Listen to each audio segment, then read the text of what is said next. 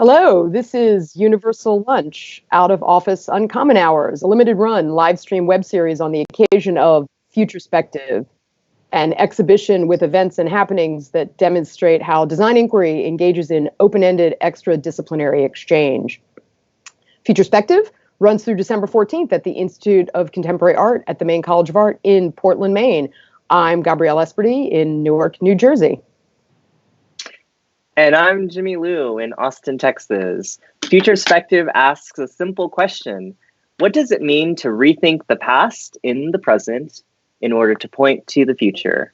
And each Thursday, for the duration of the exhibition, we will gather a diverse group of thinkers and makers to kick around answers to this question relative to design, culture, or anything else our guests want to discuss. Gabrielle, hello. Hello, Jimmy. How was your Thanksgiving? Interesting. Interesting, and it happened. It happened. And we got through it. It's a week on, and we're already shifting to other things. Yes. How was yours? My Thanksgiving was fine. I will say that I was reeling from the calendar. How to put it? The calendar asynchronicity. The idea that suddenly it was December 1st and Thanksgiving had just happened. And that wouldn't really matter, except that December 1st in my household is always the time we get out the holiday china, yes. Which is this kind of fabulous Jean Meyer kind of modern design that no matter what else is going on in the world, pouring your cup of coffee in a holiday mug just makes you happy. But this year, it was so strange to be eating leftover pumpkin pie and pecan pie on holiday china. Usually, the pie is long gone before it's December 1st. So, but that's okay. I was able to make my way through the pie and still enjoy the china. And now here it is. We're practically into 2 digits in December. Yeah. It means the semester's almost over, and December just really snuck up on me. Like, I cannot believe that. I'm like, what happened to the beginning of December again? Gone. It's a blur. Yes. Yeah. Yes. We are thick in reviews here. How about you guys? We are wrapping up the semester. This is the last week of classes, and the next week will be finals week. We don't have intense reviews like architecture school. Oh, okay. Yeah. I wish we did. It seems like a really exciting and productive time of year. Like, I love going to the end of the year architecture reviews. Mm-hmm. They're always exciting. I'm going to be dashing off as soon as we're finished here. I'll be dashing off to head just downstairs to a review and then going to other schools over the weekend, which is always fun. It's nice to see what's happening at other places. But it can also be exhausting because sometimes, you just want to talk about something other than architecture. But that's okay. It is a nice, there's a nice, it brings things to a close in a very nice way. Even though it's also not really fair because the students still have their work for all the other classes. And so it's a kind of anticlimax for them. Yes. But that's okay. It's still an opportunity to reflect on the work of a semester, to always get to put your finger on the pulse of what's happening now, even just in terms of how students are thinking about their work, which I think is always a kind of interesting thing. Well, I just love the idea of, inviting outside critics to come at the end of the year. Because I think it feels like you've been working towards something instead of like here. I feel like sometimes the semester just kind of ends. Right. Yeah. And there's no like moment of convening. I feel like end of the year architecture reviews always seem like, okay, I feel like I'm at the academy. Yes, yes, for good or ill, I suppose. Yes. Yeah, and one thing that we do here that a number of schools do that really gives a kind of nice punctuation point to that is after the regular reviews end, we do a super jury, and so the best projects from each academic year are brought together, particularly in the core when they're all working on the same kind of project. And that's always really exciting because then the students get to compare not just the work in their studio, but the work from other studios, and more outside critics are brought in. And it really, we're still here. We haven't been doing it for long enough for it to really be kind of a defining event. But it's trending towards that. And I think that's a good thing. I think that students need that sort of external, if you will, that kind of external evaluation. It's a good thing, and it also mimics what we do, right? Peer review. I mean, it's a different kind of peer review that I think is really important. But in addition to that, we've already had snow. What? Well, it's December. It's appropriate, right? I know. But it was, again, in that kind of like December 1st, here comes the snow. So that was also got your good. Snow scarf on. I do. I have my little snow scarf. This is actually a very heavy scarf. It's a heavy wool with these little snowflakey things on it. But I wear it when it's actually slightly warmer out, and it allows me to get away with wearing a lighter coat. So I can kind of put this on and then not feel like I'm dressed as the abominable snowman. That's all good. And it's also hard to imagine that we are here in our penultimate episode of Universal Lunch. I could say, where have the weeks gone, but I know where they've gone. Because you've been showing up every Thursday. Yeah, now they're going on the internet. Yes, they will be out there living. But it's been interesting how over the past couple of weeks, something will come up and I'll say to a student, "Oh, I had a really interesting conversation about this last week or 2 weeks ago. Let me send you the link to Universal Lunch."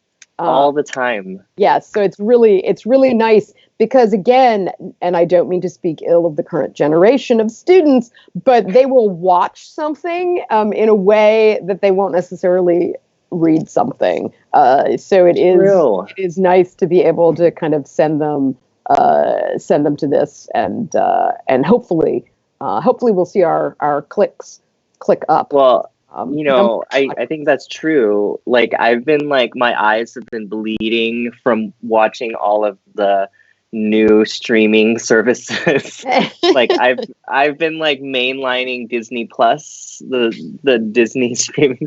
I didn't think I would be into it, honestly. Wow. Are you young enough that the whole Frozen mania has been of interest? No. No, I'm not that young. Just checking.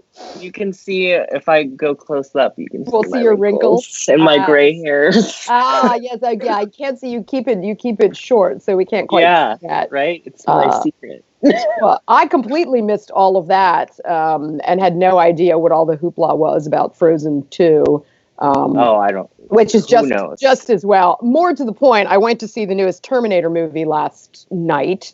Whoa! Which intense. Again, this is what I am showing my age, because Terminator 2: Judgment Day. I hate the word seminal, but it was a seminal film. Seminal film. Was. And at seeing Linda Hamilton heft a grenade launcher at the age of 62, looking as ripped as ever, was a singular kind of thrill.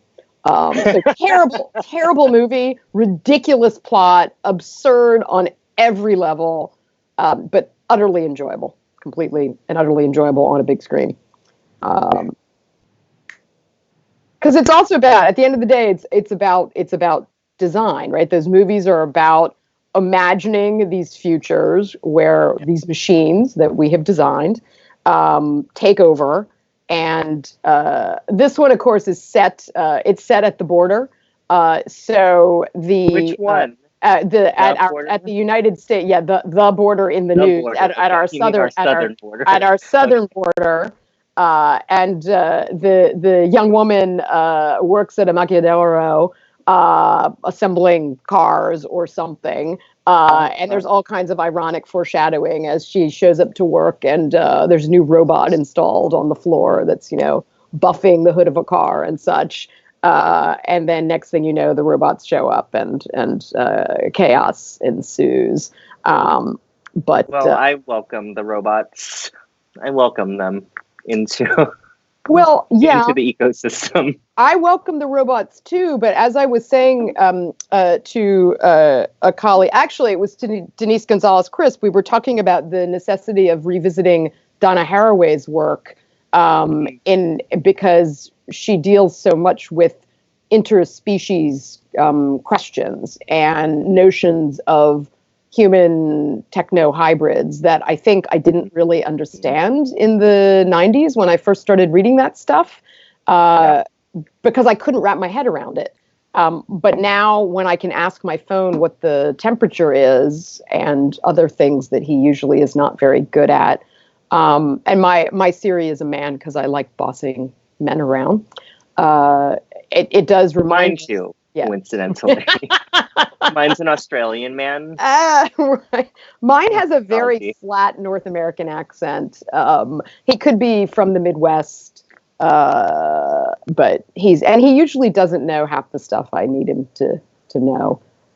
He's pretty good at turning on music when I'm in the car. He could do that very, very well. But every other thing, I don't know. What was I asking him about the other day? And he just could not.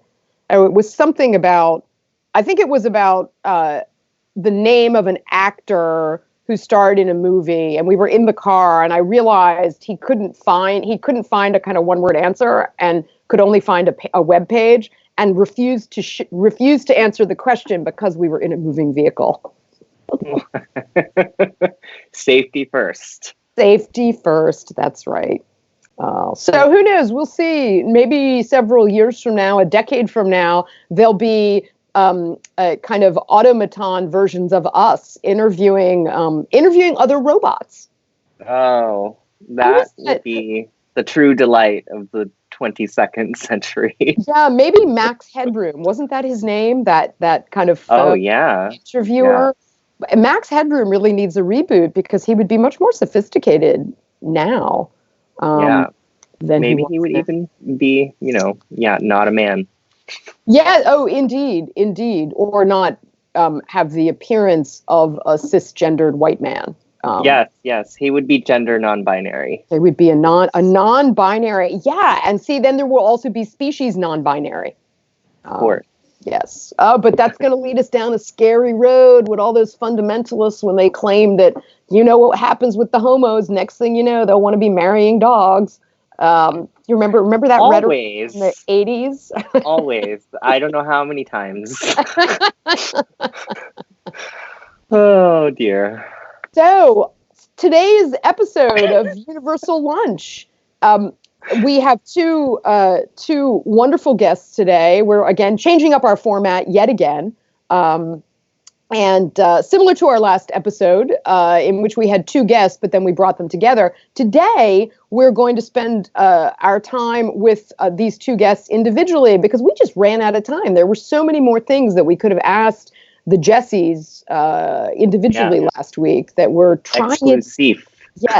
trying it yet again. And when I thought it was, we've been trying to come up with themes for each of our episodes, and I think that it makes perfect sense to talk to our guests today very specifically about their lives in design, deliberately inside and outside of the academy, and I think that'll be a really interesting way of in some ways framing our conversation today.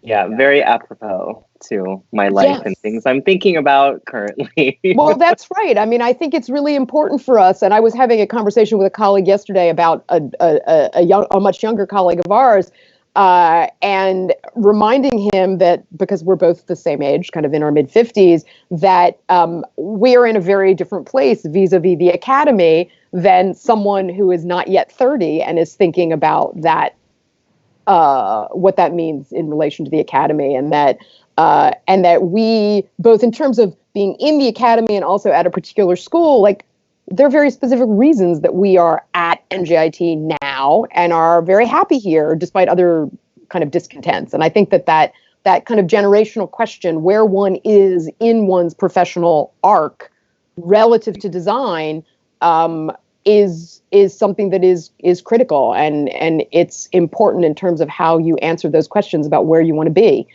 in the profession, in the academy, with a foot in both worlds, or avoiding one altogether for any number of reasons. Yes.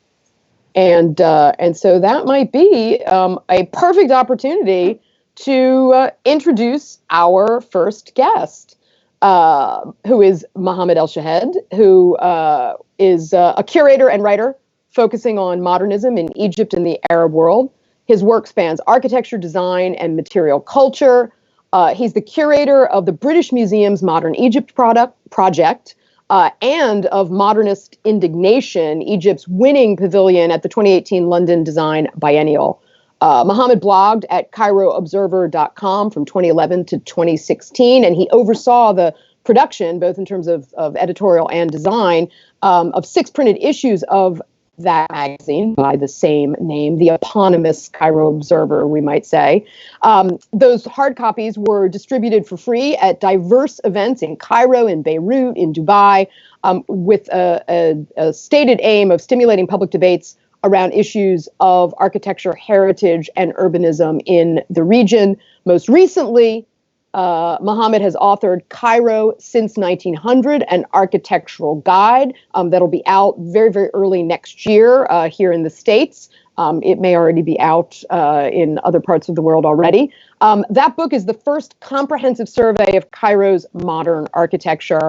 And I think it's fair to say that Mohamed single-handedly has been putting modernism in Egypt on a map in very deliberate ways. Mohamed, welcome to Universal Lunch. Welcome. So let me just unmute. Thank you very much. I hope this is working well so far. Hi, Gabrielle. Yes, great. Thank you for joining us from San Francisco, I believe it is. Yes, that's right. San Francisco. Flying to Cairo today. So it's perfect. Oh, wow. Yeah. Yeah, so adding to our international roster of guests. That's right. So where shall we get started? I'm super excited to join you today. There's plenty to talk about. Yes, so we've probably been too ambitious in our questions, but we'll see. Yeah, well, we'll see I how was much just having an epiphany that it's exactly 20 years ago that I joined NJIT. Really? Oh my. Wow. God. Okay. Well, we both have less gray hair than we do. Yeah. Okay, Mohamed, let's start. Will you, for our wide audience, will you describe your current practice as an architect, a historian, a critic, and a curator, plus anything else? Yeah, it's so amazing because up until probably last year, I felt always super insecure about the fact that I don't have one clear title, like if I had an office, what would it say on the door kind of situation? Like, I don't know. And it felt like, I'm not sure if I'm doing the right thing, but it's turning out to be quite interesting because I'm dabbling in a few different things. I think the main drive was a very clear interest to engage with the public. And I think straight out of from the time, I mentioned that I joined NJIT 20 years ago, but it was I really remember that 3 years into my program, I realized that I love architecture, but I don't want to draw doorknobs, and I don't want to fiddle with AutoCAD for hours and hours and hours. And so it's right now a lot of what I'm doing is informed by a lot of formative experiences such as obviously education, but it's a combination between writing both for an academic audience, but also for a general public, but as well as doing things like publishing. The Cairo Observer was an interesting project because it was kind of a do-it-yourself publishing project that started with no intention of being a publishing project. It really started as a blog. And then it took off as a public was clearly present and is interested. And so that turned into the public forums and the printed versions of the magazine. And later on, I realized, okay, these people really want to engage with questions of architecture, urbanism, and design.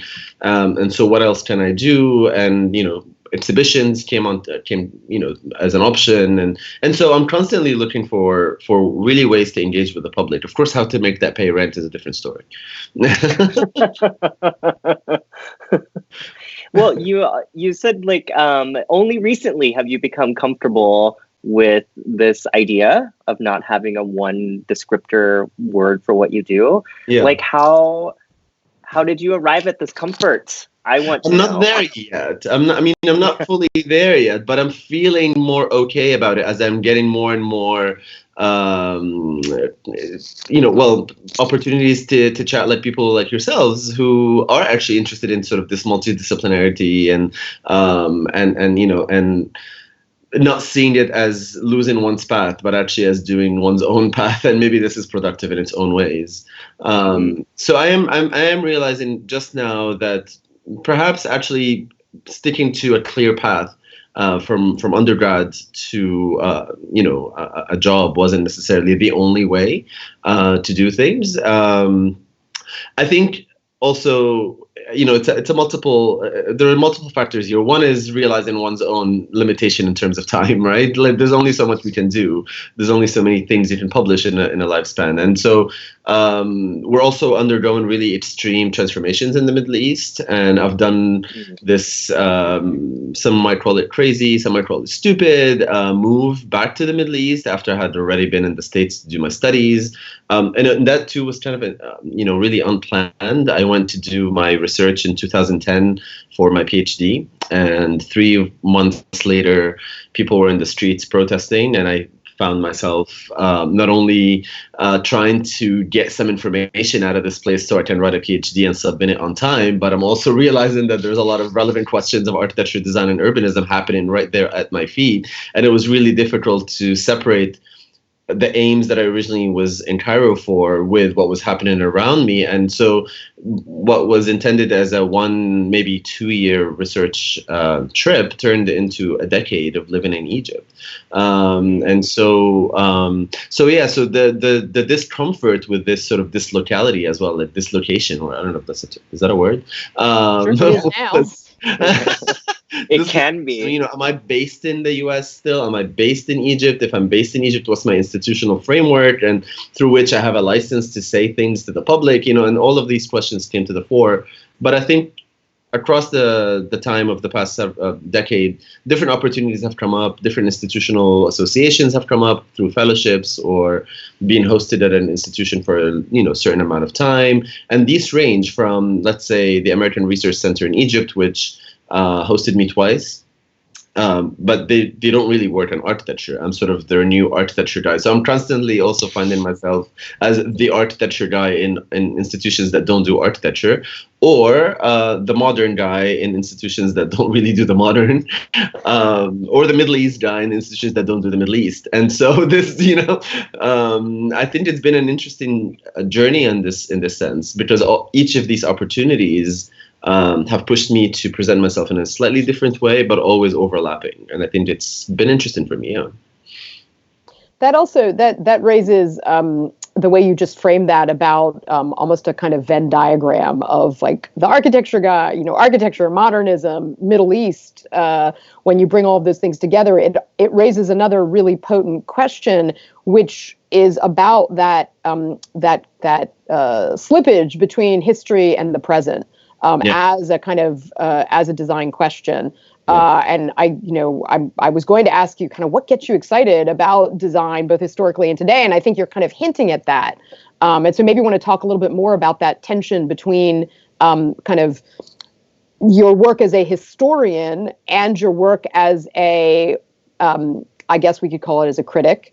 But before you answer that, I wanted to just show folks. Yes. Since I happen to have Oh, a kind of beautiful. When we think about things starting out digitally and then having a kind of astonishing sort of afterlife as a real artifact. Having this beautiful, beautiful compilation of, and also with advertisements, right? So actually able to sort of take something and make it kind of viable financially. So I just wanted to let people know that probably on Abe Books you can score hard copies of Cairo Observer. Well, I mean, I've made since you brought that up, the intention was to not really profit from this whatsoever. It was to stimulate public conversation. So finding whatever ways I can to actually make this happen. So it never really made money. That wasn't the intention. But the advertising that was in there was really actually part of also, there was like super selected and curated advertising. So even the content of an advertising can actually contribute to a conversation that the rest of the issue would have. And all of the PDFs are available for free to download on cairoobserver.com/print.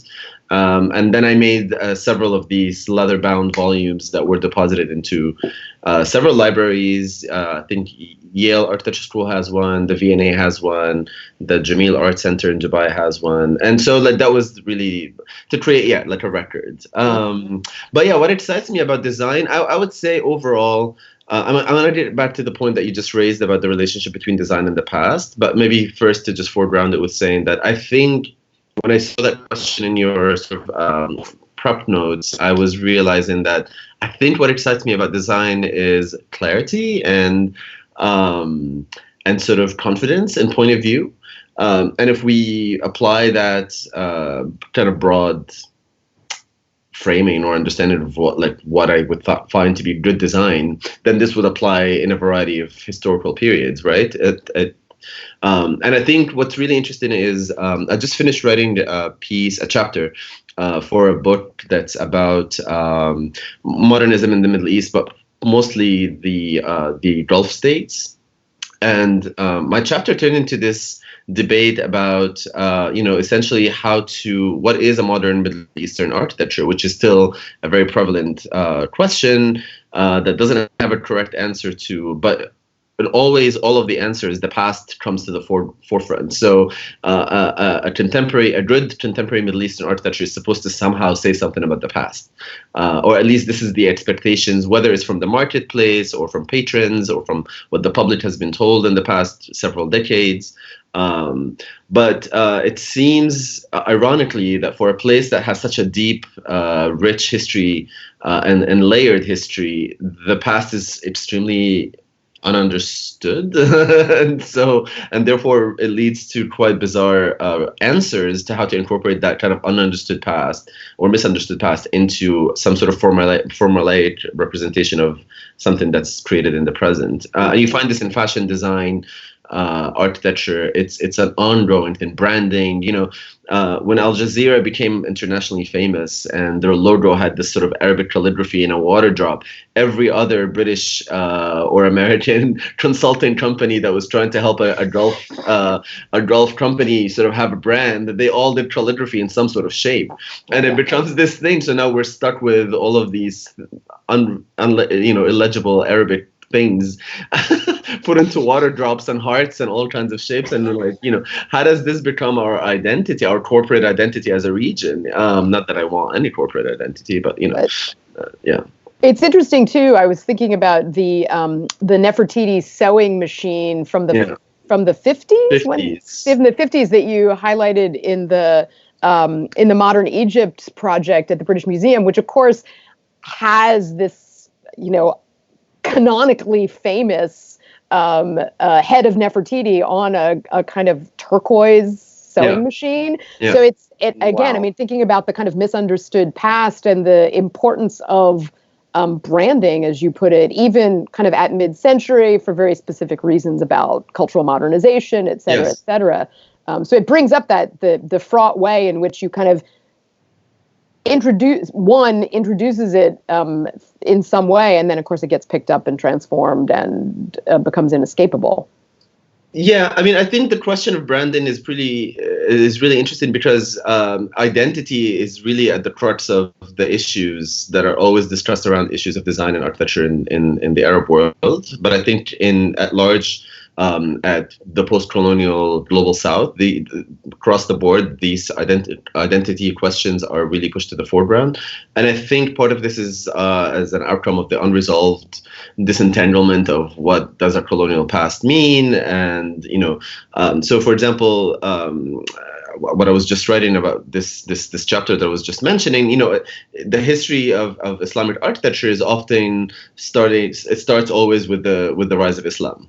So for some reason we have to go back all the way to like the 7th century. And then it goes until the 18th century, where supposedly somehow the Muslim world was no longer pure. It met the West, and so everything is viewed either with suspicion or with celebration for this meeting, and you get very different points of view. But in the end, it's an odd history because it has a beginning and an end, and so then the question for every contemporary generation since the 18th century is who are we today, and it's never really been resolved. So identity and branding, when we go into the 20th century, always becomes the main question. And so the Nefertiti sewing machine is not that different from the Al Jazeera logo in a sense, because Nefertiti as an object was also. As an object, it was, the bust was never on view in Egypt. It was never documented and made public to an Egyptian audience. Yet, some 60 years later, when a very different political and cultural context allows for the state to create something like the sewing machine that's really meant to have a social program, so that all of the masses of illiterate women who were deprived education before can at least have access to something where they can quickly make a living for themselves. To have this government subsidized machine, and to use Nefertiti is such a bizarre choice. But on the other hand, it makes sense. Well, she was a chick. I mean, I guess. Yeah. I mean, so I did the exhibition I did at the British Museum last year was actually on branding, on how ancient Egypt was used for branding in early 20th century Egypt, because you realize then at that cultural moment, ancient Egypt, as opposed to Islam, which has become much more prominent since the 70s, was seen as a common denominator that we can all sort of rally around without knowing too many specifics. So if you just put a sphinx up there, we can all say we can recognize the symbol, but it's nobody's religion, it's nobody's ethnic group favoring one over the other, so somehow we can all rally around it. But the question of identity has been actually a frustrating one. At every single event I've been to that has to do with design in the Middle East today, there's always either a question from the audience or just an implicit part of the conversation, which is about what's really Arab about this design, or what's really Egyptian about that design. Ludicrous questions that you would never get asked if you were a German designer working in 2018 or 2019. Nobody would say, how German is your table? That's not going to be really a relevant question. But somehow I find that our part of the world and the global South in general is expected to find answers to questions of identity. And that comes out through architecture, design, and fashion. Don't you think, Mohamed, though? Sorry.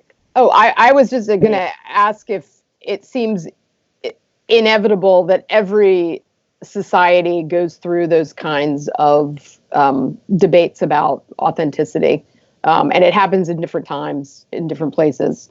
Because I think even in the United States, right, you find those discussions happening 100 years ago. But they're they're exactly the same conversations about what is an authentic American voice, in a way that at the time of course, given what was happening in Germany at the time, yes, you would have been having those conversations in a very different way.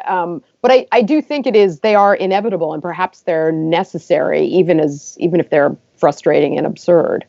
Well, it depends. I mean, I think the inevitability has to do more with, again, our historical understanding that these were relevant questions somewhere else. Let's say like 19th century America.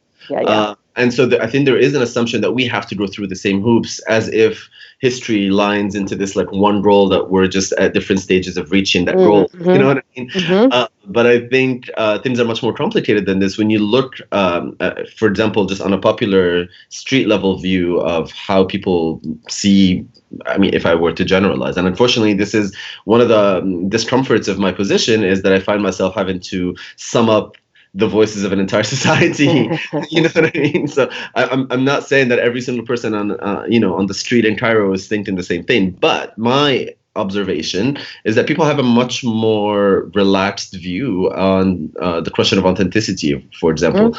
I think it's not as programmed. It's not as designed. It's not. It doesn't have references that need to sort of be given new life all the time by incorporating them into design or sort of the way people present their spaces. And I think this comes often as the discomfort of observers who say, "Oh, this is a mess.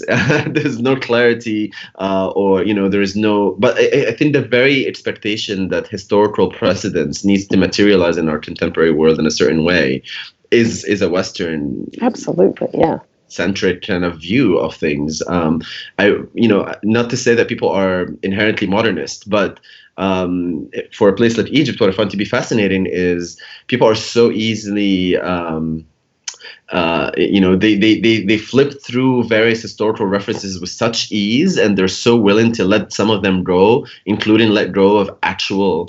If you dig a hole in Alexandria to build a pretty shitty apartment building today, most likely you'll find some sort of ruins. Right. Most likely those will just be bulldozed before anybody knows about it. Right. So there is this kind of comfort with just, creating a tabula rasa and then replacing it with this thing that makes no sense to anyone coming from New York or even from other parts of Cairo who would look at it and think, like, how does this architecturally make any sense? But it made sense in that context for those people. And I think these are the kinds of questions that we need to ask. Why is design not with a capital D in this terrain? What are the economics of it, and what are the various sort of social and cultural constructs that make it what it is? So in a way, I find myself also like, I'm very nostalgic for the history of modernism in a place like Egypt, but at the same time, there's something that tells me every time a beautiful modernist building is demolished that it's okay.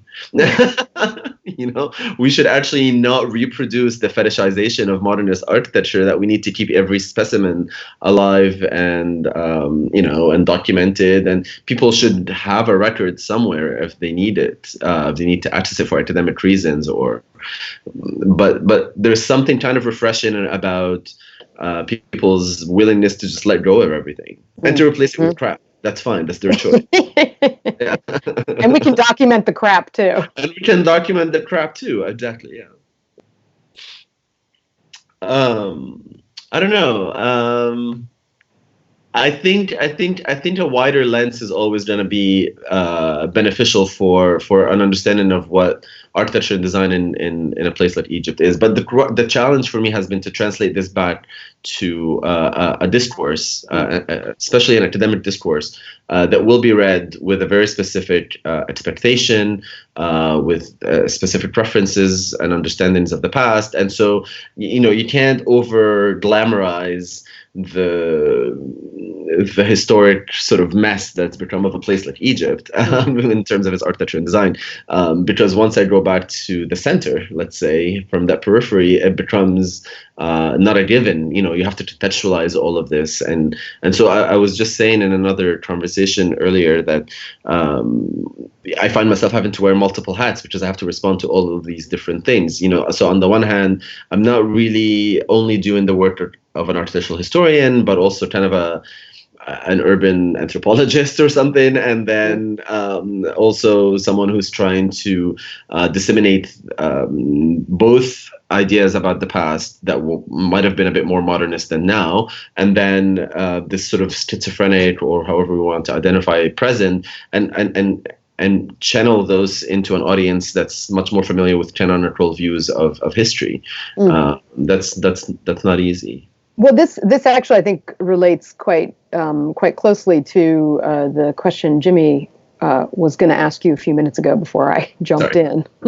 No, I was actually going to ask him about something related to branding, but but I will ask the next question. So is it possible for you to trace a line backwards kind of through your formative experiences? You talked a little bit earlier about, the path to where you are, or, the path out of, your education doesn't necessarily have to be one way. And so can you sort of trace for us what was that path that led you to where you are, and how did you navigate that? And how did all those things form maybe a particular school of thought, either about a school of thought about your practice, or also a school of thought about architecture and design? Yeah, I mean, I think we all sort of invent perhaps these moments when we think like, this is the aha moment when I loved architecture and I realized I'm going to be married to it for the rest of my life. And so mine was, I mean, at least I've thought about this for quite some time, and the answer that I've come to is probably a sort of a collage of multiple experiences that's been collapsed into this instance that I'm about to describe. But growing up in Egypt in the 80s was an interesting time, because the 80s was kind of an odd decade. Now that I'm able to look back and understand when the time that I sort of came into being in this context. Egypt had just come out of what was deemed as a failed modernist experience, state-led modernist experience, as many of the post-colonial, post-independence global South states experienced. And then on top of that, the 70s created a very real shift in the Middle East just before that. So the 80s are sort of just the beginnings of the outcome of those. So you have the most famous is 79 Iran, but also in 79 is Saddam Hussein, and then you have a civil war in Lebanon in 75, you have Nasser's death in 70, you have the oil crisis in 73, and then in the middle of all of this, 77 is supposedly when modernism died, right? Or that like when we get a publication that says that it died in 1972 or something like this. So all of these things are happening at the same time. So in the 80s, economically things were kind of not really going anywhere, and there is this very modernist vestige of 30, 40 years of efforts by various entities, individuals, to build a different kind of vision of Egypt, one that doesn't necessarily consciously depart from the past, which I think is an important distinction, that not all modernists around the world had beef with the past. Some of them actually saw what they were doing as an incremental change or a small step forward, as opposed to a radical transformation. So also this is one of those things that when trying to do a history of modernism in a place like Egypt, you have to say like, okay, so does everything that we understand about the formative years of modernist thought, do I need to find a parallel in a context like Egypt? And the answer is no. It's just a simply entirely different experience that has come out of a longer durée of history. And so the 80s had this kind of quality, and a lot of the spaces that I inhabited during this time were quite modernist. They were the outcome of the 60s and 50s, and they were really like everyday spaces. There were beach resorts, for example, and there was this particular experience of, as a child, going back in every summer or several times over the summer to this beach resort that was built up by the state in the 60s on the edge of Alexandria, which is where I'm from, a city that is also just insane because it has such a deep history, but you never see anything besides the most recent veneer. It's like, so it's like, layers and layers of ancient history, but you have to dig so deep to start to see any layer beyond the most recent. And in the middle of that, there was this modernist landscape that was a beach resort that was built by the government, and that was super modernist. It had all of the let's say, not cliches, but what you would expect from a 1950s beach resort somewhere on the Mediterranean. Mm-hmm. it seemed like this is what the world was supposed to be for me. And then, and that was a shared experience when I also was growing. So this was during the summers, and then during the school years, we were in Kuwait City, which was another outcome of this regional context that I just explained, with a lot of money coming into manifesting as architecture in the 1970s and 80s, producing modernist forms. So to me, this was normal. And then, and then I was transplanted in 1995 to suburban New Jersey. And then that's the realization was like, oh, so this isn't so normal. You know? Suddenly I'm aware that there is a very different kind of urban and architectural landscape that the world inhabits, in which this thing that I took to be normal, it was actually kind of exceptional. So I think that as a formative experience really shaped a lot of what came afterwards, including deciding to study architecture and feeling quite unsettled in the path of becoming an architect. It's something that I realized quite early on, that I was just making fun of the whole hours on AutoCAD thing. But it's true, as an architecture student, you're kind of expected to become this technocrat. So you're a thinker, you're an intellectual, somehow without having to read any philosophy or enough humanities. But also you're supposed to be technical and proficient in all of these tools that you've never used before showing up to architecture schools. And I think realizing really early on that this is not what I wanted to do, but I was much more interested in understanding this place that I came from, took me into, I mean, I was a big fan of, obviously, the history classes at NJIT, as Gabrielle would. I mean, like, this was a formative experience for me that really shaped the way I look at architecture, that it's no longer about the making of architecture only, but it's also about sort of the archiving, the analysis, the documenting, the historicizing, and hence sort of shifting towards a master's in history theory criticism. And at that point, I'm going a bit long, but at that point, I thought that everything I ever wanted in life was to go to Berkeley for my PhD in architecture. And why was that? Materialize. Sorry? Why was that? Just, I honestly think when, my blinders, this is as much as my blinders allowed me. And at the time, there was... I always heard a lot about Berkeley, and there was Nizar Sayad, who was an Egyptian professor at the department there, and I have been reading a lot of the output of people who have come out of Berkeley, so I thought, yeah, this is the place.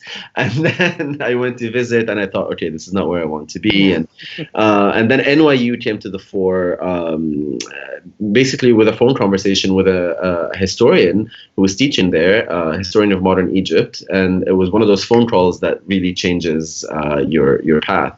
And suddenly I was in Middle East studies, taking up cultural studies, post-colonial criticism, and a much wider politically engaged view of the Middle East. So all of these things together, sort of, the whole curatorial thing happened also by chance after that. It was this job at the British Museum opened up, and I was encouraged by many people to apply. And I just loved it, and I thought, like, who said that I can only do architecture, material culture, visual culture, design, and the broader sense of design? These are all deeply interlinked with what I am interested in studying. So this constant broadening of the field just became a trend, I guess, over the past several years, as I kept finding new ways of fulfilling some of my interests. I think you've actually kind of answered the bound up that answer about the way that your sort of personal, let's say, philosophy formed.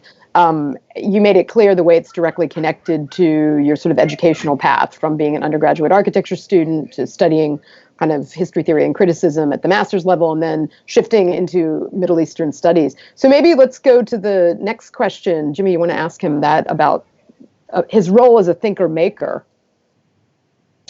Sure. Well, I actually want to follow up about your approach to curating, because you kind of got to that from, not from I trained as an art historian, This is the singular path to curating. So can you talk a little bit about like what your approach is to curating as someone who did not follow that kind of traditional path to, you know, curatorial studies, museum, art history, etc. Yeah. Like, how does that, what is your approach, and how do you think your approach is different as a curator kind of from the outside? Yeah, I mean, the British Museum project was one of those experiences where I had in 2 years to learn everything. And so I remember, I'll never forget the very first few days and on the job, where I literally was running down these endless hallways. You know, when you work at the British Museum, you get this like, massive keychain with literal like massive keys of doors, like, you know, that and you have to just use these endless keys to go from hallway to hallway to office, and I literally had to go everywhere in the museum to meet curators, conservators, you know, archivists, and just like see storerooms, see how things are stored, and you know, everything, and it seemed to me quite overwhelming at the time. On the other hand, within weeks, I had to fly back to Egypt with a relatively small budget and to build a collection. So sort of this dual reality of being aware of this very deep institution that has a lot of colonial links and complicated histories, and then also my position as someone from one of the most important countries represented in that museum collection, who has to go back and then add to the collection items that tell us about the modern and contemporary world with a limited budget. It's kind of it's a challenge, and of course it's a challenge for both sides, because to an Egyptian public I have to also explain why this is a productive endeavor, and then to the institution, I have to also find interesting ways of looking at the past without reproducing what they already know. So it's not about, for me, I was invited by a museum in France, and I shall not name them because they were quite odd. Honestly, my whole experience was bizarre. And the idea was, we have an ancient Egyptian collection, so why don't you help us get modern and contemporary Egyptian things that have ancient Egyptian imagery, which was partly what I did with this exhibition that I did at the British Museum, but it was framed in a very different way. It wasn't about forging some false sense of continuity or something like this, but this is how it was how it was seen by that French museum. And so my approach was really not so much informed by deeply inculcated sort of art historical questions, but more about an urge to capture also quite a fast-moving terrain. After 2011, you know, doing research in Egypt was not easy. To ask, interviews were, for example, kind of deemed illegal. If you can't just go on the street and ask people questions.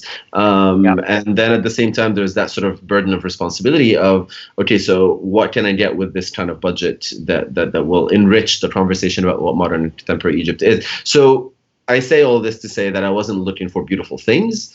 I wasn't looking for perfect things. And in a way, because the pool of objects that could potentially be collected was only shrinking, it was not getting any bigger, right? I wanted to look at every object as potentially having a rich and interesting story to tell. And I think this is the kind of approach that I was trying to voice earlier just now about architecture, is that to cast a wider net and to not dismiss what people have produced over the course of time because it doesn't fit sort of these clear art historical canons or typologies or pure stylistic this or that. You know, there is no pure Art Nouveau object coming out of Egypt, and there's no need why I need to find that object. So that's kind of, to sum it up, I would say that would be the big lesson for me. It's almost a kind of realpolitik, right? Like you sort of just deal with kind of very pragmatically, what are the budgetary issues? What is the reality of what I can collect? And then you allow yourself to work within those given confines. Yes, and to be very aware that almost when we're always when we're talking about architecture and design, in places that have had very deeply unequal economic situations will most likely only cater to the life experience of a very small portion of society. So to look beyond those boundaries and to accept into the corpus of things that we look at and consider seriously, things that might be pretty ugly actually and might be pretty confusing in terms of there is no clear lineage that this is this is an evolution of this style into that style, or this kind of object into that kind of object. Those are not necessarily the most useful tools to understand how the material reality of a society may be, whether it's through design or architecture. Mm-hmm. And I like to see architecture more and more as material evidence of political, cultural, economic, social, personal dynamics, as opposed to this beautiful sequence, let's say, of stylistic moves. Mm-hmm. I'm curious about when you were curating that exhibition, what was the most interesting or maybe unexpected area that you got objects from, aspect of society? Where the most interesting things for you come from, if it's not the established things that you might think about collecting? Yeah. So, for example, I think the inclusion of the odd object. Every collection, every museum has a couple of storerooms, or maybe they're scattered in different storerooms, but there'll always be the drawer. I remember in my British Museum tour, Whirlwind, in the first week, in one of the many storerooms, there was literally a drawer that was opened up to me, and they were like, "You know what these are?" And I said, "I have no idea what these are." And he said, "Well, they're essentially ancient Egyptian sex toys." And I thought to myself, "Oh, well, nobody ever told me these exist." And why don't we see them on display? So, we can probably guess why we wouldn't see this kind of thing on display. I mean, there has to be, a very clear curatorial project that would make sense to put this into the public sphere and to discuss it in that. And until that happens, they'll stay in a drawer somewhere in the British Museum. So that's probably where they came from in the first place. Let's be honest. Well, one thinks of the drawers at the Vatican Museum of all of the penises that they chopped off the classical statues. So that would make a really good show right there. Yeah, exactly. I mean, so to take that odd object and to realize that every potential object that I'll find is potentially an odd object, because it doesn't have a clear place. And so some of those were, for example, packaging of things that we'll probably never see before. We've never seen before. We'll never see after. Lots of tin boxes. And the tin box was just a very functional way to package something. But now how you dress it and what imagery is chosen to be placed on it, now that's a different question. So I think the set of tin boxes that was included in the display included cigarettes, and the cigarette boxes were fascinating because they always had a contemporary depiction of the manufacturing facility on the bottom, which is the part of the box that you don't see when it's sitting on a surface. And then on the front, they would have this very fantastical representation of an ancient Egyptian scene or an Orientalist scene or something on the front. So these kinds of boxes for me were quite interesting because they don't necessarily fit in museum collections. They're not the kinds of things you would see put on a pedestal with a big label, but a series of those coming from a place at the periphery, supposedly, with a very specific historical context, can actually tell us a lot. So yeah, boxes. Boxes. I think we're running out of time. Gabrielle, do you have any wrap-up questions? Gosh, well, we wanted to talk about margins and centers and icons and canons, but we've touched on all of that. Do you want to just maybe we'll wrap up with a final question about the future perspective itself, which I know you and I have bounced back and forth mainly via social media, kind of commenting on things. But so future perspective is interested in looking at the past in the present to point to the future. Can you relate that kind of perspective to anything that's going on in your own work and practice right now, by way of summing up this really stimulating conversation? Yeah, I mean, I think the urgency that I voiced in the book that comes out in January, Cairo since 1900, has to do with the fact that there has been a genuine disconnect with the past. Oddly, that's not the product of a modernist sort of ethos, but out of the total collapse of institutions that would typically archive and historicize, how societies develop. So people who are, and Egypt has a massive student population of architecture students, massive. There is probably over 20 different programs across the country, and they have thousands and thousands of students, yet architectural history is not on the curriculum. It's not really the most important. It's one of those situations in which it's an sort of architecture engineering fusion. And so the humanities, again, kind of fall to the side, including the history of the profession itself. So most students would have just no idea really of what came before them. And so what they're stuck with is various attempts at idealized notions of the past. Let's say the Hassan Fathi example. I wish I can speak about Egypt without having to bring up Hassan Fathi. You have our permission to never mention him again. But also, anyway, it was really important to capture a really dense and diverse set of examples of what has been built in a place like Cairo over the past century, without placing too much judgment as to this is a good example, this is a bad example, or this is how you should do a modernist building, and this is not how you should do it, or this is a more Egyptian building.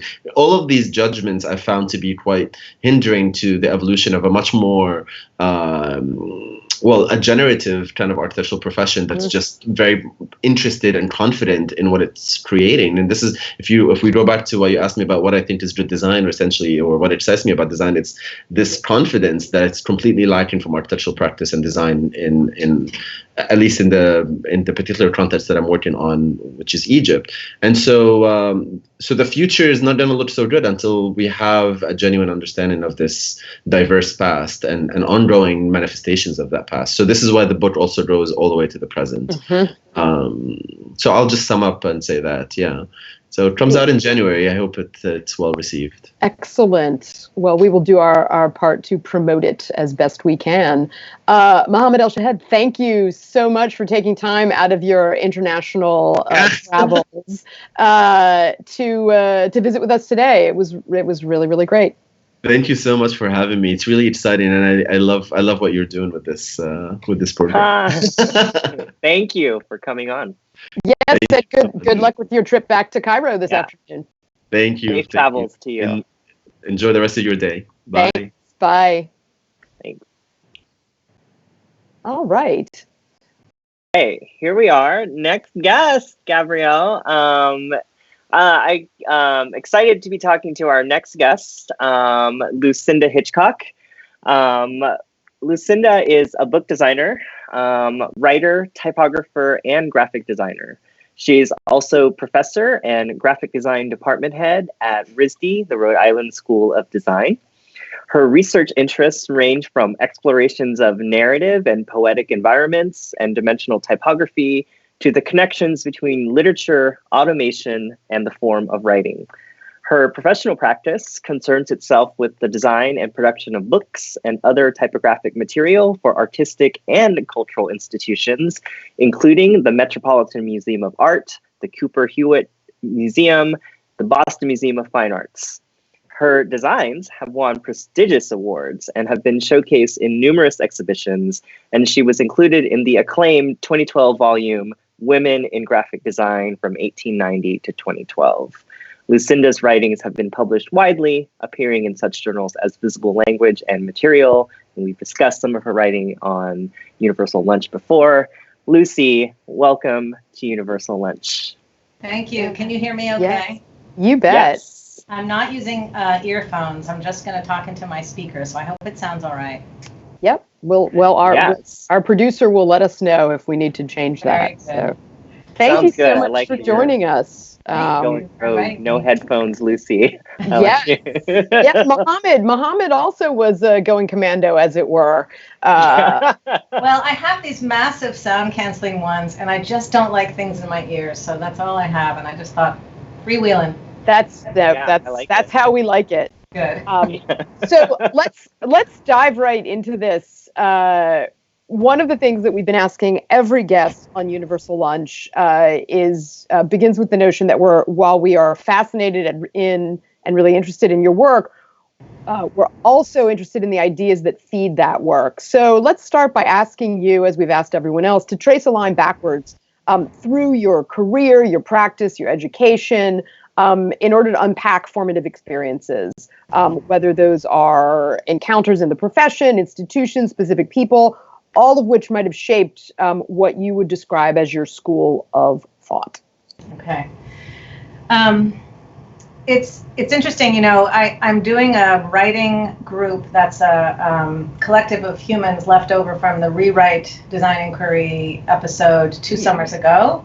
And a bunch of us have kind of stayed together and continued writing. And one of the prompts that I'm actually tussling with right now, which is due in a few days, asks the question, what was a significant event? And the idea is to write about a significant life-changing event from a kind of a big scale, and then to invert it and write from the inside out, and to try to reduce its scale and write from an intimate kind of micro scale that sort of may have emerged out of that thinking. So I've been lying in my bed at night when I can't sleep thinking about, what was a life-changing event? And actually, strangely interesting, considering who you just had on, one of my most life-altering events was a trip to Cairo that I took on a bus from Tel Aviv when I was 16 years old with my sister. So we lived in a world where my father was a diplomat and was in the Foreign Service. So we lived in Tel Aviv for a while. We lived in Japan several different times. I was born in Tokyo. And traveling from Tel Aviv after 2 weeks on a kibbutz in a bus, which literally didn't have, of course, there was no air conditioning in the 70s. We were crossing the Sinai Peninsula and crossing the border for the first time in 1979 because that border had just been opened. The most terrifying time was at the border where we had to give up our passports to sort of, slightly suspect-looking humans with rifles on their shoulders who were just sort of telling us what to do, and you could never sort of figure out who was on what side.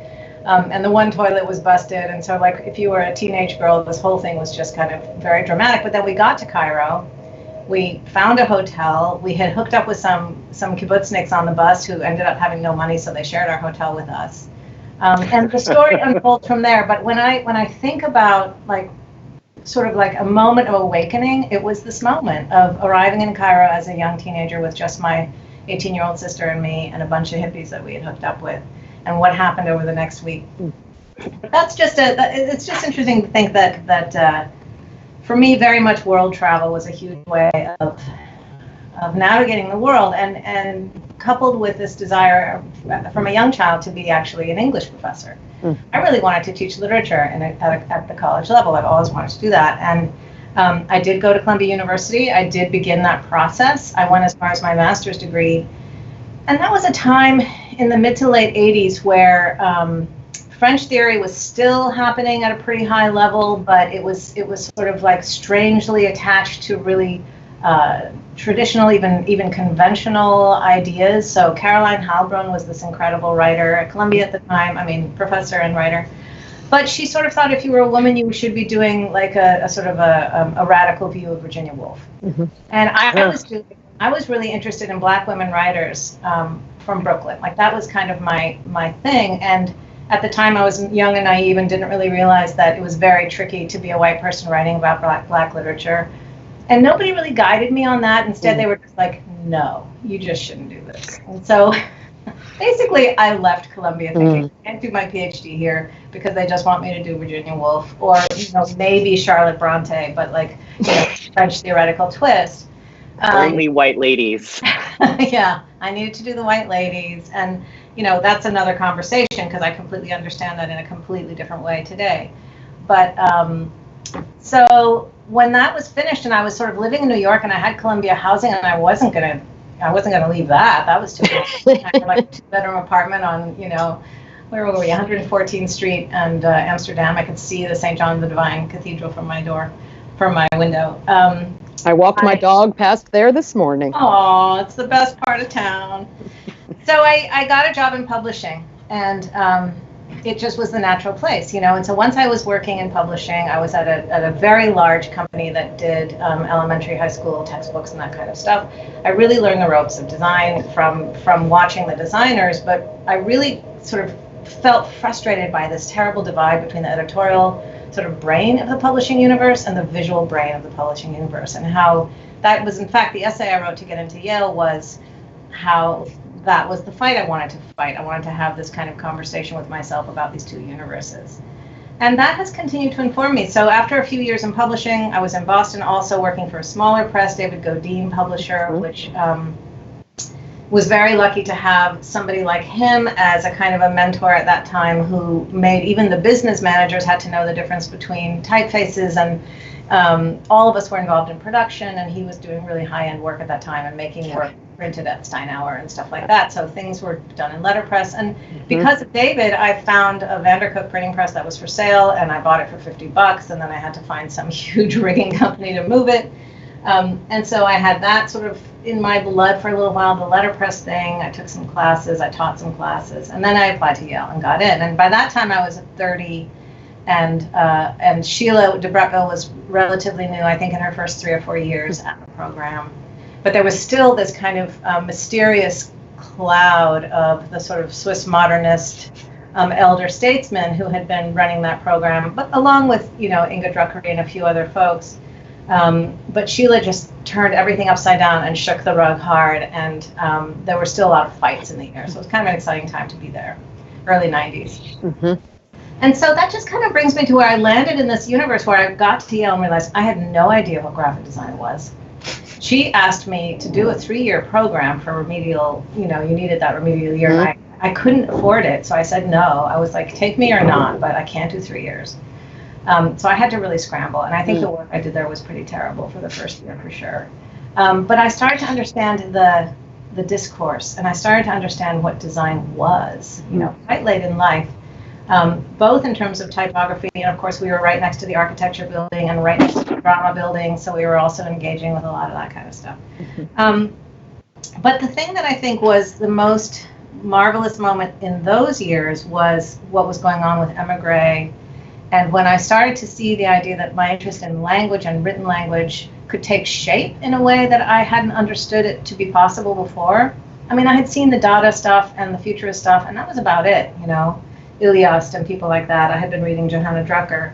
And then when the Emigre folks came along, my brain exploded. And I really just felt like, okay, this is for me. And it just gave me permission to think about the poetics of the space of the page, poetics of typography off the page, the possibility of, my thesis was about visual poetics and how the location and the siting of language could completely alter its meaning based on obviously context, reader, temperature, sound, light, all of these things. And that continues to interest me a lot. So it was just kind of like a natural path from, failed PhD to book designer to then sort of recognizing this beautiful space of texture that typography could bring. So that's kind of how I ended my life at Yale, was really exploring this idea of typography in 2 and 3 dimensions.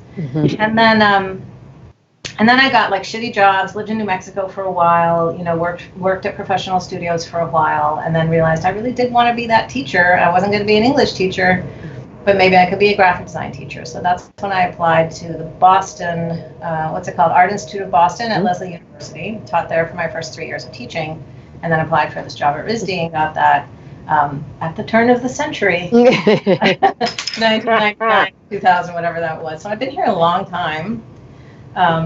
But that time, you guys know how time goes so fast. You can't really believe that like 2 decades have gone by, and I've managed to produce like 2 children and a ton of books and teach 1 million classes, and I still love it here. I literally just closed the door in this faculty meeting with 14 colleagues, all talking about how we might tweak the curriculum for one of our courses, and everybody got along, and people are disagreeing but with civility, and it was very, very pleasing. So anyway, that gives you a bit of a scope. I think School of Thought is a bigger ask, and I can keep going with that if you want me to.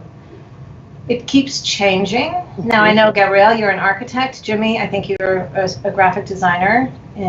On most days. I'm pigeonholing you both. I'm sorry, but that's okay. I'm not actually an architect. I just play one on TV. Oh, okay, yeah. Yeah, I'm a historian and critic. Okay, well that's nice. Yeah, because I managed to finish my PhD. Never refer to yourself as a failed PhD. You're not a failed PhD. You chose another path. I chose another path.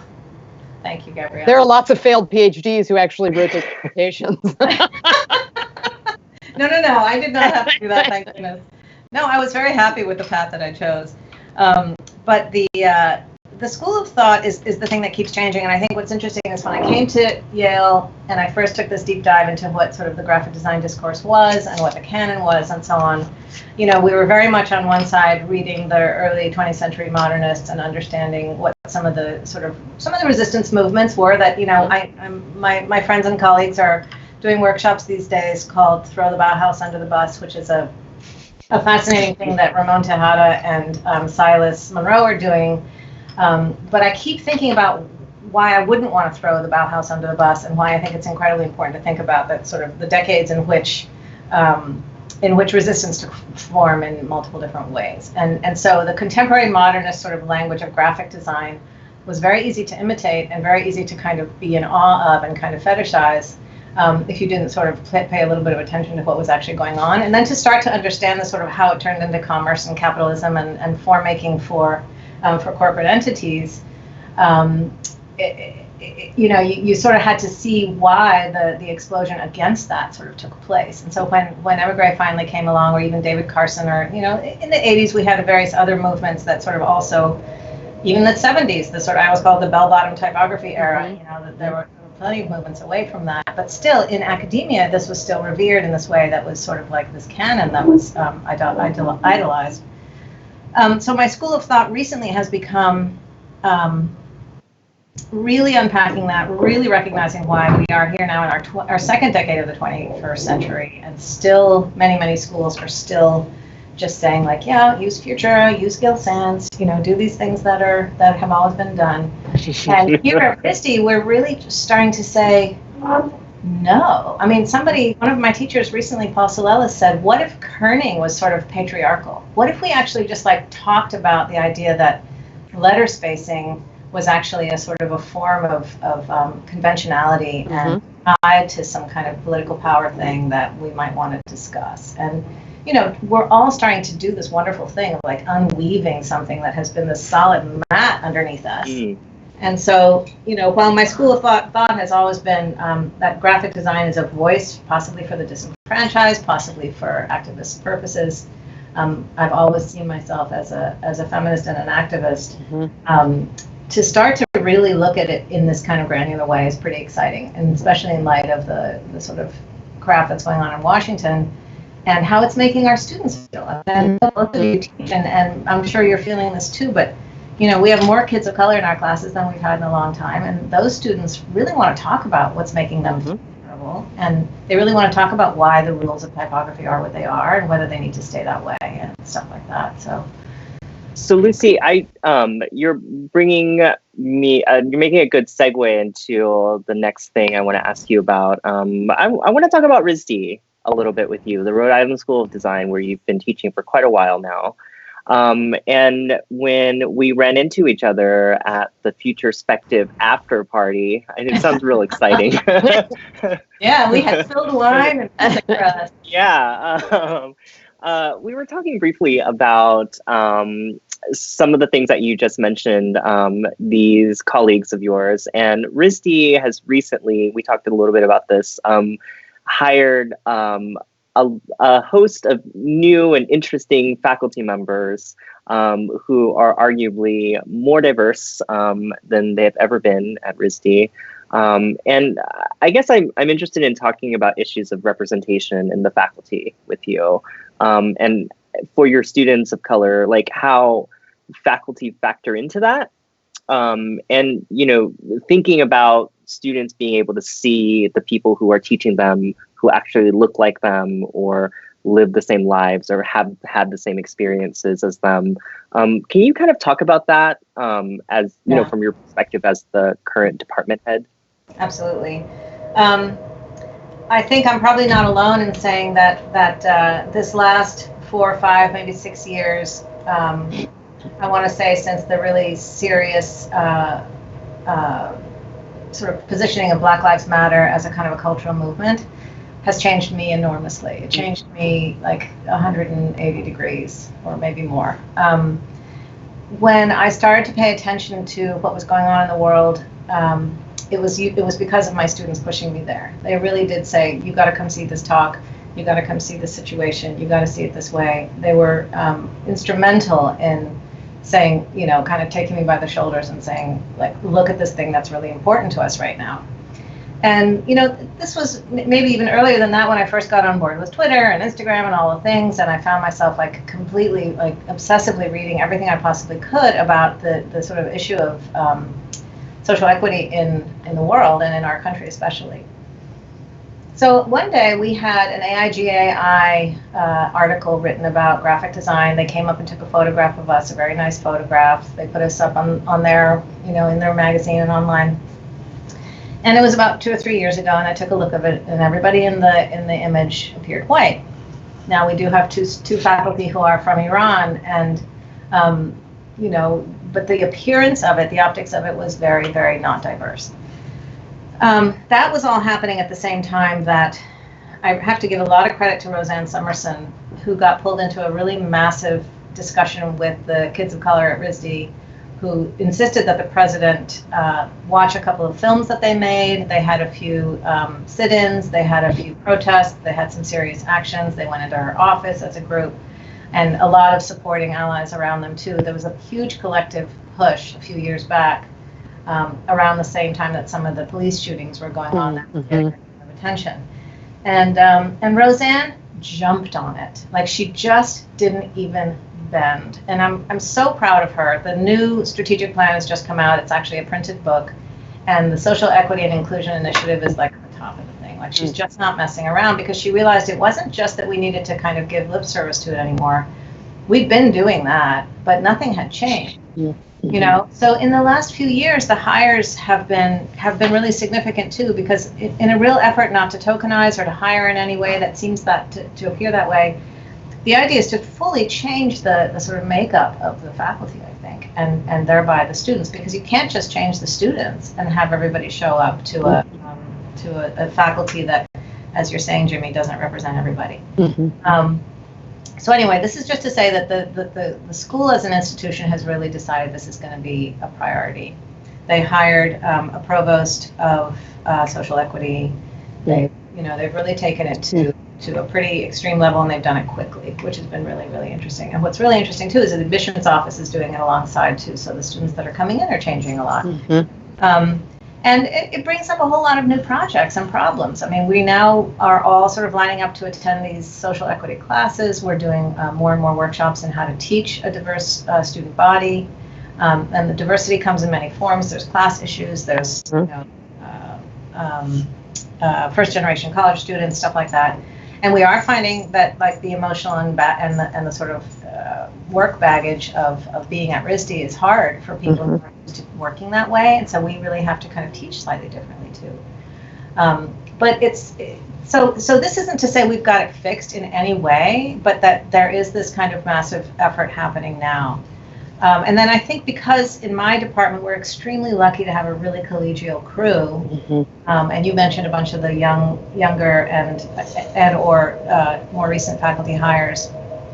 We kind of are all talking the same language right now, which is really nice. We have some elder statesmen and women who are here that are also informing us about the value of looking at context, looking at the past, understanding a canon as we add to the canon. How do we or do we change the canon entirely? But how do we sort of allow the students to have the power to look at the previous elements in the canon? Like, we're talking about a reading list or a reader or a course that might produce a reader, and we want to make sure that the students don't feel like they're being kind of cut off at the knees and not being able to be told about what we all read when we were growing up, kind of thing.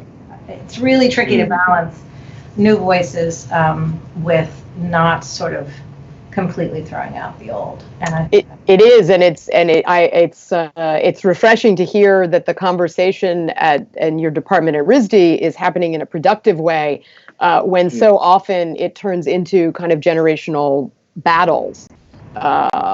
When we have these discussions, there tends to be this kind of ancient reading list of stuff that nobody cares about anymore, but just keep getting passed on.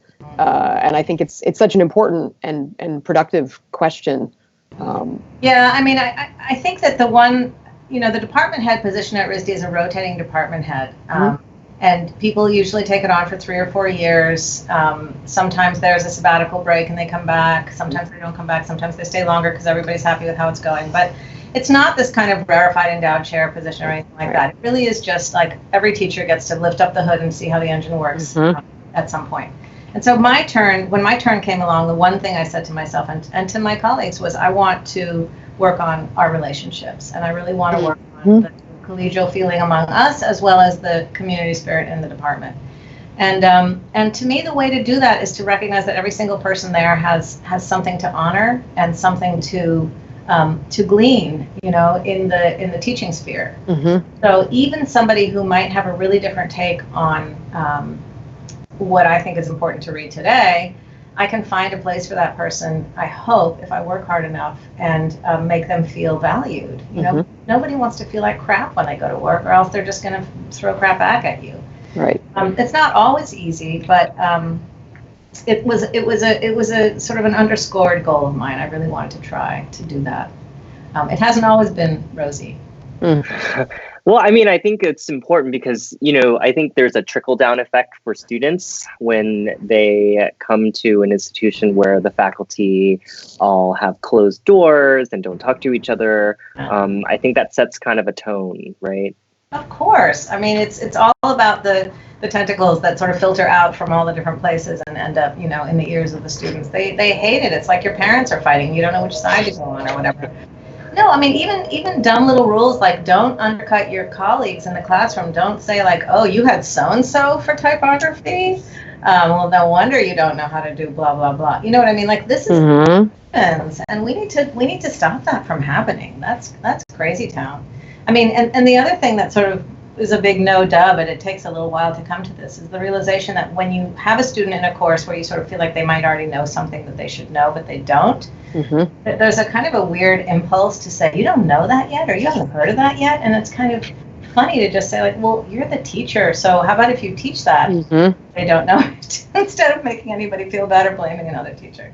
Anyway, so we're kind of trying to address all that stuff at the same time. No, I have to say, to bring back something you brought up about being a feminist, that to me, this speaks to the kind of earliest lessons of feminism, which are precisely that notion of valuing everyone in the room, figuring out a way that they contribute, not demeaning our students, right? That it's, again, as educators, that notion of, oh, well, this generation's like, well, if this generation is lacking or different, then it's up to us to figure out how to teach them. Exactly. Not keep doing the same thing and bang your head against the wall. So I really appreciate that, and I think it's important to underscore the kind of fundamental sort of political and philosophical position of what that is, because too often that is not valued. Yeah, and to recognize that as a real strategy, and not just sort of like a mothering or some kind of a lame kind of feel good kind of as thing. if mothering is a pejorative. Right. Thank you. Oh my God. We could talk for hours, but you've said that beautifully, Gabrielle, and I think that's what I'm trying to do here. I think I'll probably be doing this for another year or two, and. The situation, Jimmy, you asked me another question about RISD when we were on the phone before. And I wanted to just say one more thing about this school that I think is a funny, there's some contrasting aspects to RISD, which I think is really important to say. Before you do that, could you just, for everyone out there who may not be as familiar with RISD, just like remind everyone that it's a private institution, when it was founded, that kind of thing? Rhode Island School of Design was founded actually by 2 or 3 women in the mid-1800s. It was here very much as a course, a practical course of designing things like industrial objects, jewelry, small metals, stuff like that. Quickly evolved into a regular art school that has art and design courses. I think we now have something like 17 or 18 majors. I think it's a school of about 2,000 students. and about 500 graduate students who are here for I think the pinnacle is the MFA. I don't think there's any other higher degrees right now anyway. Those keep changing too. We've been adding MFA programs. There's a foundation year. Everyone comes and takes the same, all freshmen, 400 or so, usually take a foundational year, and then they have to decide on a major and they go off into a major. And there's a lot of discussion actually at RISD right now about diversifying that, because more and more students just can't do one major. This idea of the sort of discipline-specific, deep, rigorous course is a wonderful, luxurious, fantastic way to understand something fully. But our world is starting to change, and elasticity is becoming more necessary. I think we're right now in the conversation of how to make this a little bit more agile. But anyway, so one of the things that RISD is known for is being expensive. It probably is not more expensive than most small liberal art colleges. It's in the same ballpark. It does mean that we get a lot of students, probably a high percentage, 60 to 70% of students are paying the tuition fully, and then another percentage is getting some sort of aid or discount. It's not enough. We're trying really, really hard to change that. We'd really like the makeup of our student body to be more diverse in terms of economic background as well. And but one of the funny things about Rhode Island that I want to say is that if you come to RISD, you're in Providence. And Providence, Rhode Island is, yes, it's getting a little snazzier. They just built a new footbridge, and there's now a vegan restaurant near the footbridge, and stuff like that. But this Rhode Island is like the wild, wild west of New England in some ways. Like, you just step 5 minutes out of Providence and you're in Trump County. You've got people who've got tiny little farms with like a horse in their backyard. You know, it's a very, very fascinating culture. Rhode Island is a whole new ball game. It's not Vermont, and it's not New Hampshire. It's something else altogether. It's certainly not Massachusetts. And so students who come here are being exposed to kind of a fascinating urban environment. It's really quite an interesting experience, and they really are smack dab in the middle of a city in a campus that's been made by many buildings that have been purchased over the years that don't all match, don't all go together, and certainly don't connect. So anyway, just to give you kind of an idea of like what the place is like sort of physically, I think that does affect its kind of emotional thing too. I very much feel like they're in a city, and so they look around and they can engage at a lot of different levels. There's departments here that work with the public school system. RISD also teaches with some of the private schools in the area, working with high school kids. There's a lot of like really lively engagement with the surrounding area, and I think that keeps us all real in a way. That's nice. We're not in some bucolic, grassy, knolled, campus. We're really in a city. So, what else can I answer? I'm feeling like I'm wandering. No, not at all. This actually brings us to a question that is about RISD's curriculum, and you mentioned in a recent interview that when you think about your core design studios currently, that they're really great when they work. So let's push at that a little bit and say, well, what happens when they don't work? What happens when they go wrong? Are they simply not great, or is it just cause for recalibration? Well, I hope this is interesting for non-design educator people too, but I'll make it kind of quick. The way that RISD worked when I first came here was that there were set courses, and they were sort of stacked from sophomore year through to your senior year. But the early form course, an early visual systems course, and an early making meaning course kind of took care of the sort of like form, systems, and concept stuff. And that got old because it had been taught the same way by the same people for so long. And even though there are always 5 or 6 sections of each class, because we have a lot of students, pretty much the same people just kept teaching it, and you sort of got locked into this idea that this was your thing. And so when John Caserta was department head, he said, wouldn't it be interesting to just like have to design our structure differently, so we maybe in the end we're teaching the same content but just really differently arranged, sort of dispersing it sort of differently through different sections. And so he came up with a really simple but beautifully genius idea called Design Studio 1, 2, 3, and 4. And Design Studio 1 is obviously going to be sort of preliminary intro stuff, but what we do, which is so smart, is so there's 5 sections, there's 5 teachers. All 5 teachers get together and write the projects together. Right. And in the beginning, each teacher did a project. So sometimes when our freshman class grows, we suddenly get 6 or 7 sections. We'd have 6 or 7 teachers, each teacher trying to do a project because everybody felt like they had to have their little say. Suddenly you're giving, over 12, 13 weeks, 7 projects is bonkers. So that's one example of something that just failed. We realized that what we really have to do is get folks to work together, and 2 people can write 1 project, and that's fine. But it's taken us a few years. We've had it, this has all been around since like 2014, 15, I think is when we first launched this. But the point of it that's so genius is that every prompt begins with a question. And the question is always some kind of an inquiry. What is a symbol that people could rally around? Design a flag, or what is, I'm trying to think, recently we did, how can you alter a space? Simple question. And then there's lots of details about how to go about these prompts, but all the prompts begin with a question. And so the idea is to kind of reflect to the students that you're in charge of figuring out, how do you get somebody to stop texting and driving? You don't say, go make a poster. You ask a question, and then the students have to decide, is it a poster? Is it a megaphone that you stand on the street and yell at people? Is it a hot air balloon? Who knows? So for RISD and for graphic design to not dictate form was actually quite radical. To actually say we want to answer a question.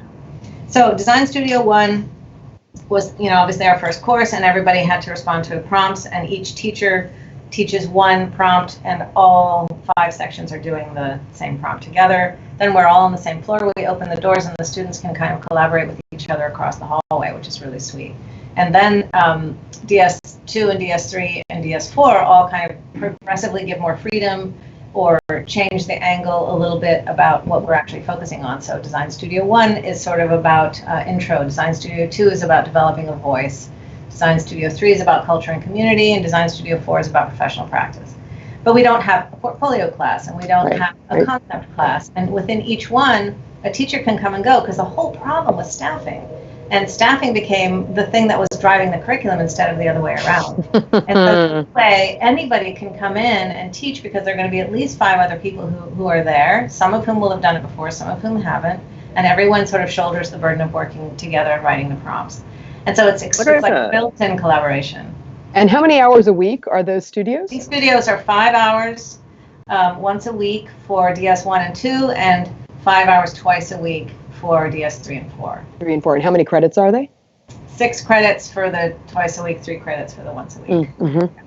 So Lucy, what are the challenges of teaching in this kind of structure where the prompts are kind of open-ended for for an intro studio? I think that can be quite daunting for a graphic design student who may be used to being like, you have to tell me what to make, please. I don't know. What do you mean I can make anything? Because I find that when you tell students you can make anything, they don't know what to make. And so can you talk about some of the challenges about teaching in an open-ended prompt kind of way for younger undergrads? It also answers Gabrielle's question. Yeah, this is all undergrad. It also answers Gabrielle's question about what goes wrong. And what went terribly wrong, in my view, was DS1. And maybe terribly is strong, but it was hard because the students were coming out of there like, yay, foundation year, everything was wild and crazy, and they got to make all kinds of wonderful things, 2D, 3D. They show up in graphic design, and they're ready to figure out what graphic design is, and nobody was telling them. They were given these prompts that were sort of like, make an icon, and nobody had really talked about the context for that yet. And of course it was emerging through the process, but to a student who's kind of a little bit impatient and wants to be clear, structure and clarity is so important, they were finding it kind of tricky. So DS1 changed radically this year. The team who got together were carefully chosen because they were really good formalists and they could work together well. And they spent really the summer rewriting the projects together, and they were so devoted and worked so hard that it's now become a really wonderful class that does not always start with an inquiry. It's very clearly they start with gesture, tools, and they do a bunch of these 1 week workshop sort of style projects that get them to kind of taste a little bit of all the characteristics of graphic design today. We just came out of this meeting. They did a presentation. It's fantastic. The results are incredible. So there, one project was, I think it was invent a tool that makes a mark and then use it. And then once you've used it a bunch of times, make a composition with it. Very, very simple stuff. But by kind of refining it and I think sort of molding it as they went, they were able to get really amazing results in a single week. And then there might be a week where they're designing different critique formats, and then on top of designing, critique is also part of graphic design. So you have to teach kids how to critique. So that's really new. Inserting that has been fascinating. Yep. Or understanding what gesture is, or making a GIF out of pasta, a short animation GIF out of pasta was another project. So they're lighthearted, they're fast and furious, but they're introducing them to motion, to sound, to animation, to color, and some basic understanding of life design education theory too. Then they'll get into Design Studio 2 and do a fewer projects. And as you go up the road, they're fewer and fewer. So I teach DS3. We just did 3 projects. And some of the challenges around it, Jimmy, is the team. I'm incredibly lucky in my own section to have this marvelous team. We love each other, we crack up, we have our lunches together, and we want to get upstairs and open our doors and have collaborative environments. And so that magic can't happen with every single group, and we understand that. Some people feel more comfortable going in their room and closing the door and being like, I'm in charge of my kingdom, don't mess with me. And those guys have to have their ability to do that too. So I guess the main thing for me is, as the daughter of a diplomat, I feel like diplomacy is incredibly important. And so when I have these meetings with faculty, I really love to keep the meeting joyful and productive. And the minute it starts to get funky, or somebody starts like slipping or getting accusatory or something, I try really hard to steer it back into productivity or praise, or trying to really recognize where the value is and where the weak spots are, but not being scared to say, like, that project was a car crash and we got to redo it. It's not it's a always safe easy. Space for conversation. It is. But the class, the students will probably have different perspectives on this. Some years have been more successful than others. Some feel like if one teacher comes in with this really deep idea, something that's very conceptually rigorous, but it might not be perfectly matched for a sophomore in their second semester, that can be quite painful. And then I hear about it later. So constantly tweak it. With this structure, constantly tweak it. I want to quickly touch on a last question before we wrap up. From afar, I feel like oftentimes RISD is viewed as this magical promised land of innovation and progressive pedagogy, and it's assuring, I think, to hear that even at RISD there are challenges. But I'm curious to hear your opinion about graphic design education writ large in America. And not every school, there is probably a graphic design program in many schools all over, with varying levels of progressiveness in the pedagogy.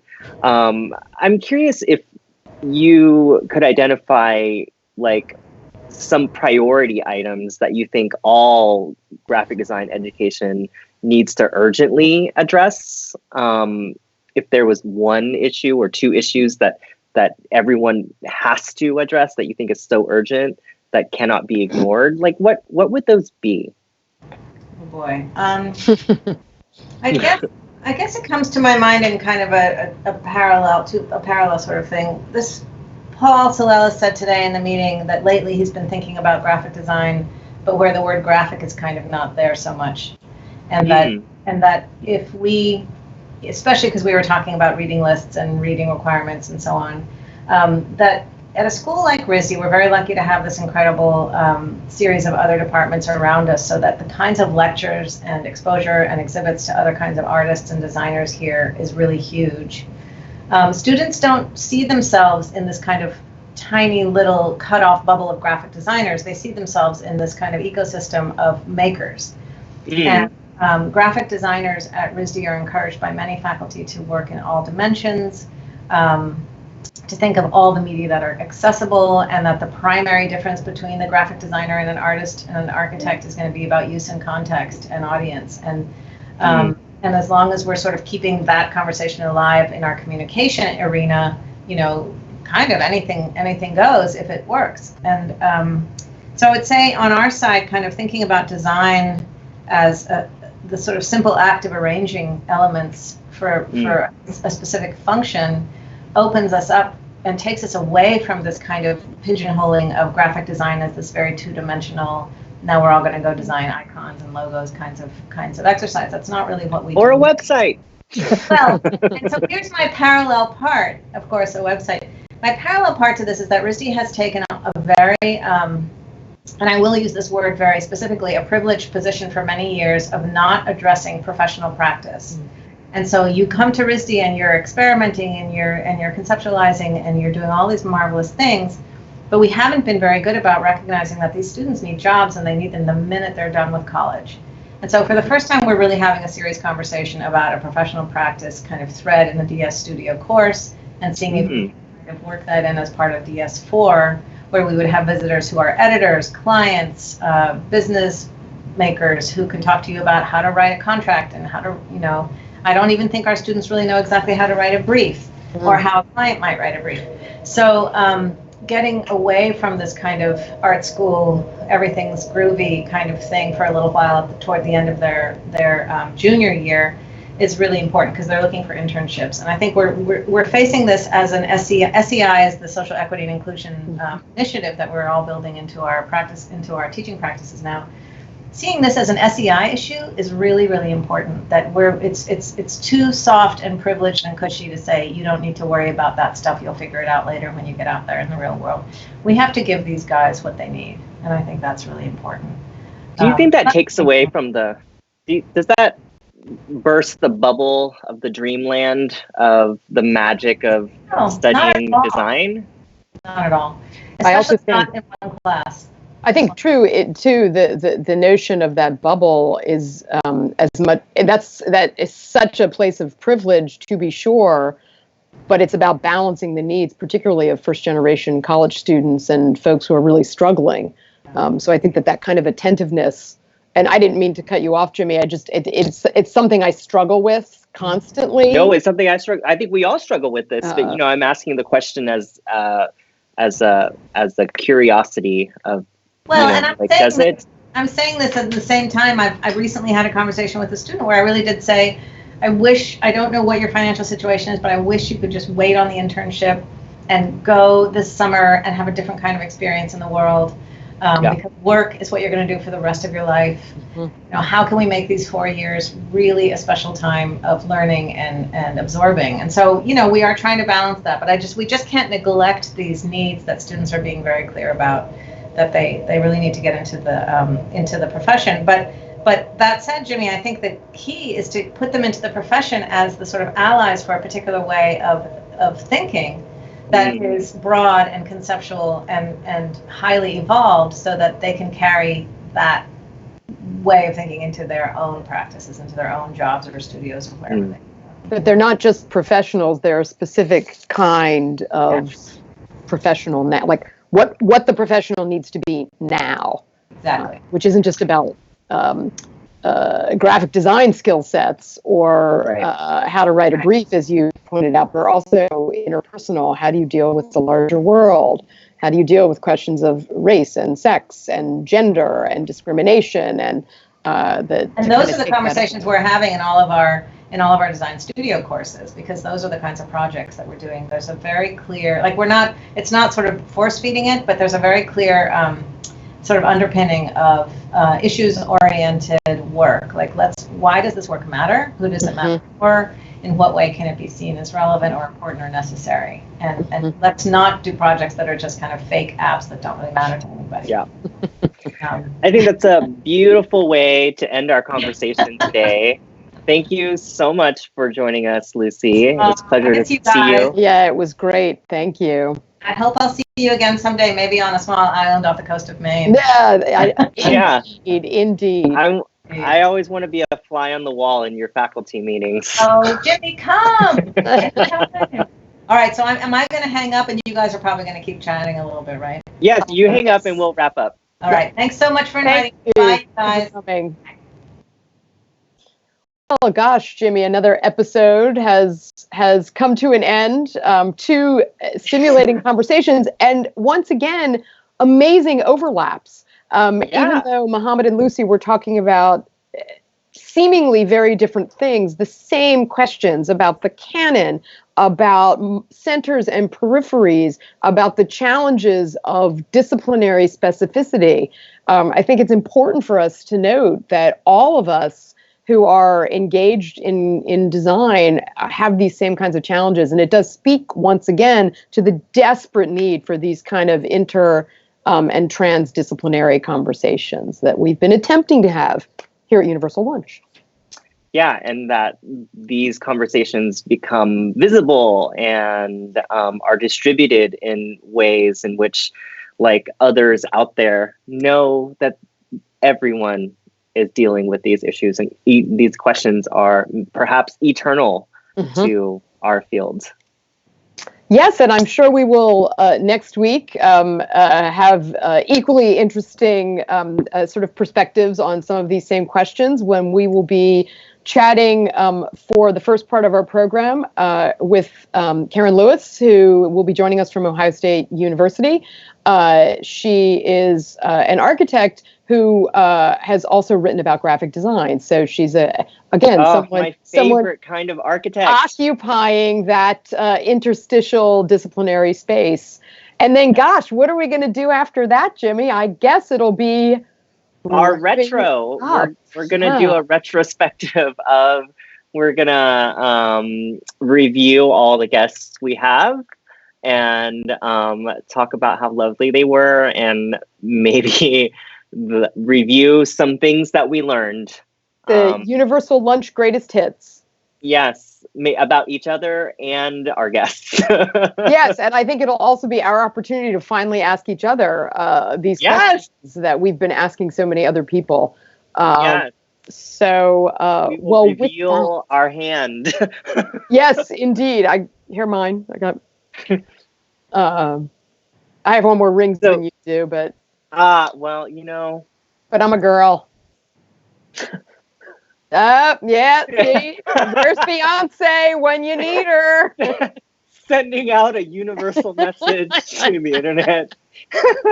All right. I think we're out of time again. All right. Well, with that, this has been Universal Lunch, Out of Office Uncommon Hours. I'm Gabrielle Esperty in beautiful Newark, New Jersey. And I'm Jimmy Lou in sometimes beautiful Austin, Texas. And we'll see you next week.